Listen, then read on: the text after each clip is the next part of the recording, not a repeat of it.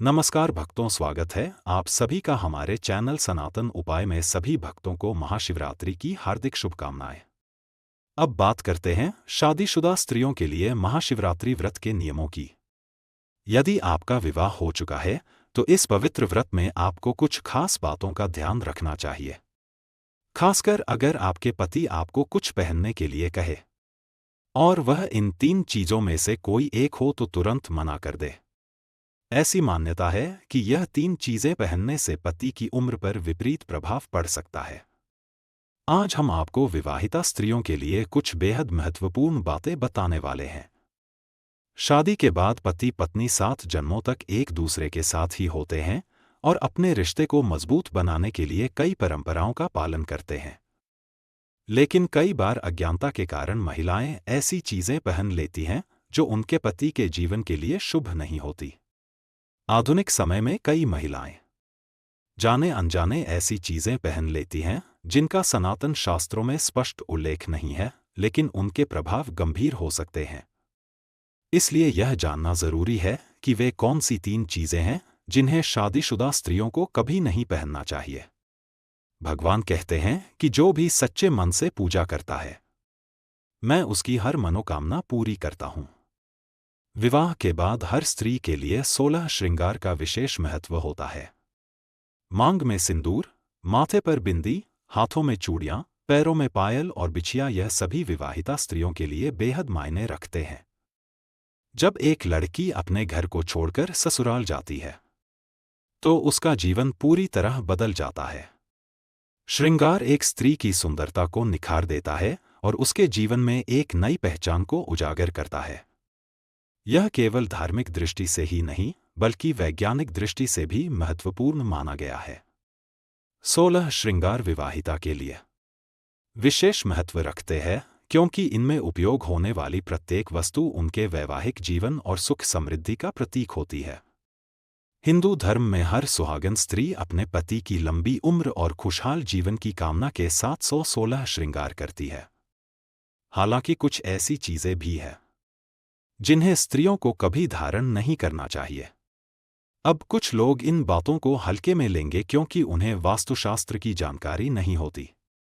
हमारे हिंदू सनातन शास्त्रों में कहा गया है कि बंदर क्या जाने अदरक का स्वाद, यानी यदि कोई व्यक्ति वास्तुशास्त्र के बारे में नहीं जानता तो वह इन उपायों या ज्ञान को नजरअंदाज कर सकता है। लेकिन जो लोग सही और सटीक जानकारी चाहते हैं वे इस वीडियो को ध्यान से देखें और समझे। भक्तों, आपको यह तो पता ही होगा कि महाशिवरात्रि का व्रत महिलाएं क्यों रखती है। यदि नहीं पता तो मैं आपको बता देता हूं। यह व्रत शादीशुदा महिलाएं अपने पति की दीर्घायु और सुखमय जीवन के लिए रखती है, जबकि कुंवारी लड़कियां मनचाहा जीवन साथी पाने के लिए इस व्रत का पालन करती है। कहा जाता है कि यदि कोई व्यक्ति सच्ची श्रद्धा और समर्पण के साथ इस व्रत को करता है तो उसकी मनोकामना शीघ्र ही पूरी होती है। मां पार्वती ने भी भगवान शिव को प्राप्त करने के लिए इस व्रत की कठोर तपस्या की थी और तभी से यह परंपरा चली आ रही है। अब आपको यह भी जान लेना चाहिए कि इस वर्ष महाशिवरात्रि 2025 में 26 फरवरी को मनाई जाएगी। चलिए अब उन चीजों के बारे में जानते हैं जिनका स्त्रियों को ध्यान रखना चाहिए।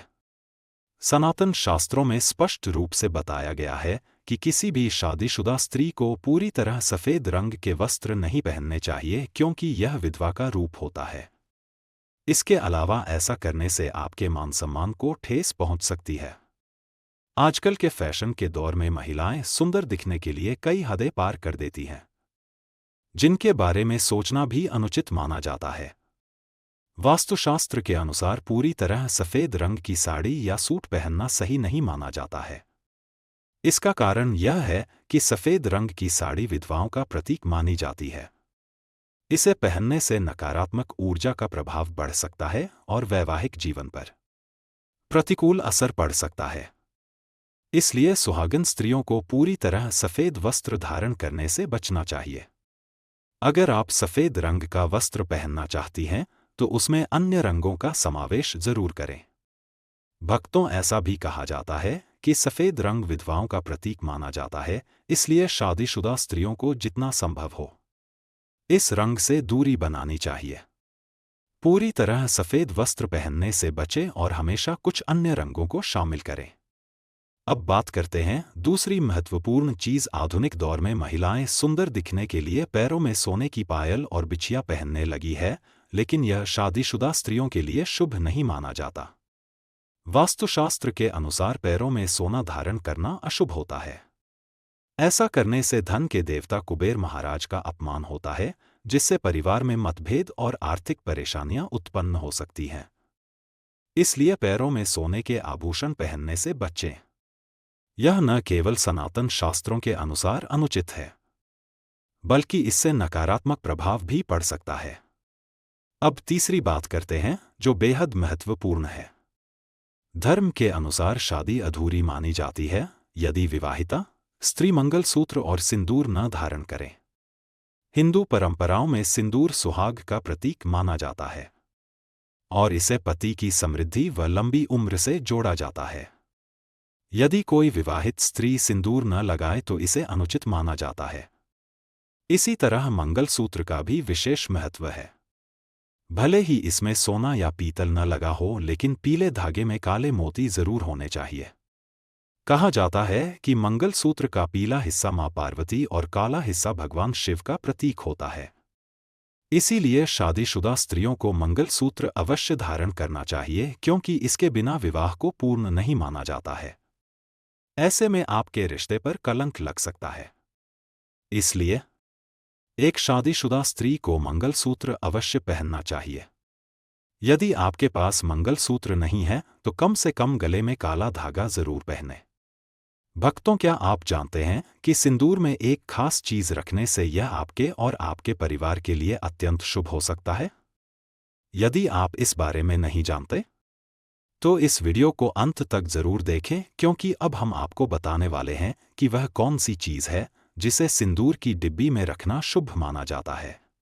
धार्मिक मान्यताओं के अनुसार सिंदूर लगाने के कई नियम होते हैं जिनका पालन करना अनिवार्य होता है। यदि सुहागन महिलाएं इन नियमों का सही तरीके से पालन नहीं करती हैं तो उनके जीवन में परेशानियां आ सकती हैं।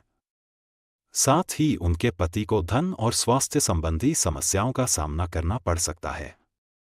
आइए जानते हैं सिंदूर लगाने के वे महत्वपूर्ण नियम जिनका पालन हर शादीशुदा स्त्री को करना चाहिए। सिंदूर का गिरना बहुत ही अशुभ माना जाता है, इसलिए इसे हमेशा बच्चों से दूर रखना चाहिए, क्योंकि बच्चे इसे छू सकते हैं जिससे यह गिर सकता है और अशुभ प्रभाव पड़ सकता है। मांग में हमेशा सूखा सिंदूर ही लगाना चाहिए। आजकल बाजार में लिक्विड सिंदूर भी उपलब्ध है, लेकिन धार्मिक दृष्टि से यह शुभ नहीं माना जाता। कई महिलाएं सोचती हैं कि सिंदूर माथे से गिर जाए तो यह शुभ संकेत होता है, लेकिन असल में ऐसा नहीं है। इसीलिए इसे सही तरीके से लगाना आवश्यक है। सिंदूर को सार्वजनिक रूप से लगाने से बचना चाहिए, क्योंकि ऐसा करने से आपके पति को बुरी नजर लग सकती है। इसे एकांत में और विधि विधान से लगाना शुभ माना जाता है। इस्तेमाल किए गए सिंदूर को इधर उधर ना फेंकें। इसे किसी पेड़ के नीचे रखना शुभ माना जाता है। यदि सूखा सिंदूर सही तरीके से नहीं लगता है तो आप अपनी उंगलियों या माचिस की तीली का उपयोग करके हल्का सा घी मिलाकर सिंदूर को माथे पर लगा सकती हैं। इससे सिंदूर सही से टिकेगा और फैलने की संभावना भी कम रहेगी। शादीशुदा स्त्रियों को हमेशा स्वयं के पैसों से खरीदा हुआ सिंदूर ही लगाना चाहिए। किसी और के दिए हुए सिंदूर का उपयोग करने से नकारात्मक प्रभाव पड़ सकता है और बड़े अनर्थ की संभावना हो सकती है, जिसकी आपने कभी अपेक्षा भी नहीं की होगी, और साथ ही धन संपत्ति की कमी हो सकती है। पति को सफलता ना मिलना और घर में हमेशा क्लैश बना रहना, इस तरह की समस्याएं हो सकती है। घर में ऐसा नकारात्मक वातावरण ना बने, इसके लिए स्त्रियों को मांग में सिंदूर जरूर लगाना चाहिए। सबसे पहले स्त्री को स्नान कर लेना चाहिए और पूजा पाठ करने के बाद ही अपने माथे पर सिंदूर लगाना चाहिए। सिंदूर लगाते समय हमेशा अपने पति की लंबी उम्र और उनकी सफलता की कामना करें। उनके भाग्य को और अधिक बल मिलता है, जिससे वे उन्नति की ओर बढ़ते हैं। साथ ही इससे स्त्री का भाग्य भी और अधिक मजबूत होता है। शादीशुदा स्त्रियों को उपहार में मिले सिंदूर का उपयोग करने से बचना चाहिए क्योंकि सनातन शास्त्रों में इसे अशुभ माना गया है। हमेशा अपने पति के दिए हुए सिंदूर का ही उपयोग करें क्योंकि यह सौभाग्य बढ़ाने वाला होता है। इसके अलावा किसी अन्य स्त्री के सिंदूर को अपनी मांग में भरने से बचे क्योंकि ऐसा करना बहुत ही अशुभ होता है। ऐसा करने से पति को धन संबंधी समस्याओं का सामना करना पड़ सकता है। घर में यदि किसी भी प्रकार का सूतक हो या स्त्री के पीरियड्स चल रहे हो तो सिंदूर नहीं लगाना चाहिए। ऐसा करना सिंदूर का अपमान माना जाता है, जिससे देवी लक्ष्मी ऐसे घर में प्रवेश नहीं करती। हिंदू धर्म की मान्यताओं के अनुसार पीरियड्स के दौरान स्त्रियों को कुछ कार्य करने से रोका जाता है, जैसे रसोई में जाना, अचार छूना, पूजा पाठ करना या मंदिर जाना। मान्यता है कि इस समय स्त्रियों के शरीर में ऊर्जा का संचार अधिक होता है, जिसे भगवान सहन नहीं कर पाते। इसी कारण से पीरियड्स के दौरान पूजा पाठ और मंदिर जाना वर्जित माना गया है। प्राचीन काल में मंत्रों और अनुष्ठानों के बिना पूजा अधूरी मानी जाती थी और इनमें बहुत अधिक समय लगता था। पीरियड्स के दौरान स्त्रियों को इतनी देर तक बैठकर पूजा करने में कठिनाई न हो, इसलिए उन्हें इन नियमों का पालन करने के लिए कहा गया।